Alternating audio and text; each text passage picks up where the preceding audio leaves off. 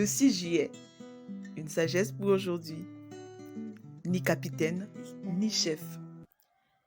Elle n'a ni capitaine, ni officier, ni maître. Proverbe 6, verset 7. Dans ce verset, le mot « elle » représente la fourmi. Proverbe 6, verset 6. Au travers de l'exemple de la fourmi, le parent sage met en garde son fils contre la paresse et la passivité. La fourmi n'a ni capitaine, ni officier, ni maître, ce qui veut dire qu'elle est son propre capitaine, son propre officier, son propre maître, bref, qu'elle n'a pas besoin d'une autorité quelconque pour passer à l'action. Qu'en est-il de vous? Un signe typique de l'immaturité, c'est le fait que quelqu'un soit toujours obligé de me dire ce que je dois faire à cause de la paresse ou de la passivité, ce qui dénote d'un manque de responsabilité.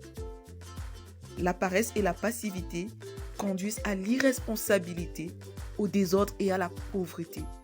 Par contre, la proactivité et l'action préparent les ressources pour le futur. Un défi majeur digne d'être relevé dans l'éducation, c'est la capacité à instaurer dans le cœur de l'enfant un gouvernement intérieur.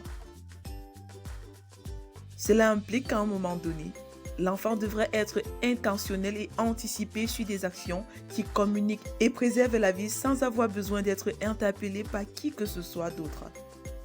Jésus dit, « Personne ne me l'ôte, mais je la donne de moi-même. J'ai le pouvoir de la donner et j'ai le pouvoir de la reprendre.